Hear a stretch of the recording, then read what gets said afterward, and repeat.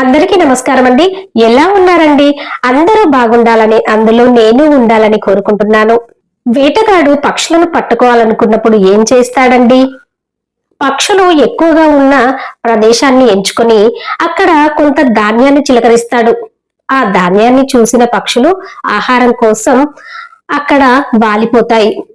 అదును చూసుకుని ఆ వేటగాడు ఆ పక్షులపై వల విసురుతాడు. కొద్దిగా ఎలర్ట్ గా ఉన్న పక్షులైతే ఎగిరిపోతాయి. మిగతా ఈ పక్షులు వలలో చిక్కుకుంటాయి. అలానే చేపలు పట్టేవాడు కూడా గాలానికి ఎర వేసి చేపలు పడతాడు.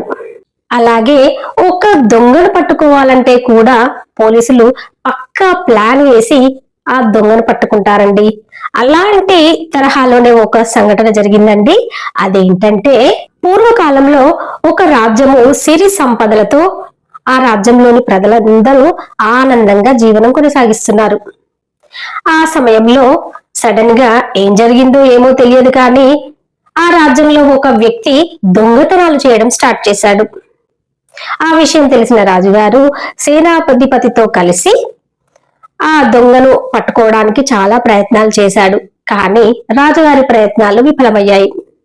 అదే సమయంలో మంత్రి గారు రాజ్య వ్యవహారాల దృష్ట్యా వేరే రాజ్యానికి వెళ్తాడు.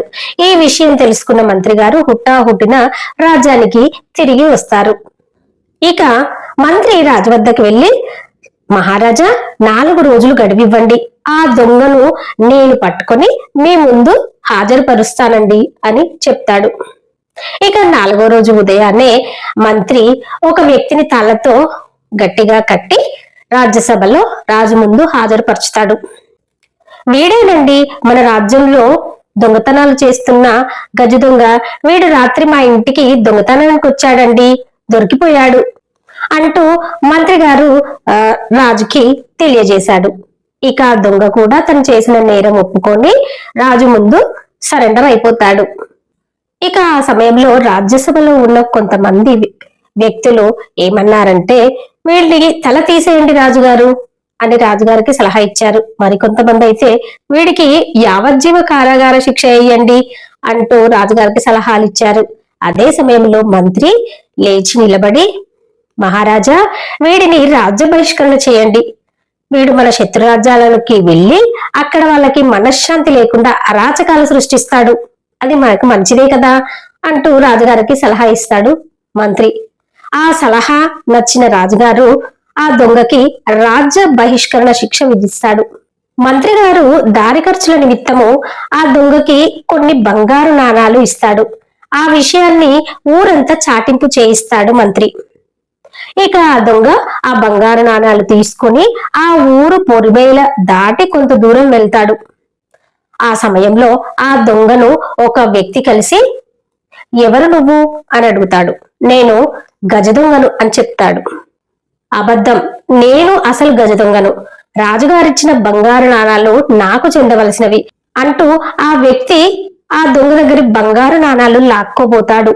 అంతలో అక్కడే పొంచి దాక్కొని ఉన్న రాజభటులు అసలు దొంగను పట్టుకొని తాళ్లతో బంధించి రాజుగారి వద్ద హాజరుపరుస్తారు. ప్రభు, అసలు దొంగను రప్పించడానికే ఈ నాటకం ఆడాల్సి వచ్చింది అంటూ మంత్రి గారు రాజుకు వివరిస్తాడు.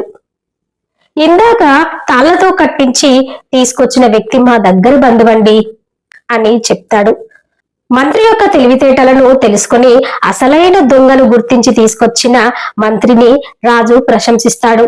ఆ అసలైన గజ దొంగకు రాజుగారు యావజ్జీవ కారాగార శిక్ష విధిస్తాడు. ఇదండి, ఒక రాజ్యంలో మంత్రి తెలివిగలవాడైతే ఆ రాజ్యం సురక్షితంగా ఆనందంగా ఉంటుందండి. అలాగే ఒక ఇంటిలో గృహిణి తెలివిగలదైతే ఆ ఇంట్లోని వాళ్ళందరూ సురక్షితంగా ఆనందంగా ఉంటారు. నిజమే కదా? వీడియో నచ్చితే లైక్ చేయండి, షేర్ చేయండి, ఛానల్ని తప్పకుండా సబ్స్క్రైబ్ చేసుకోండి.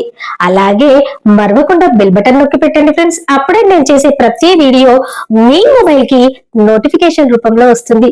ఉంటానండి.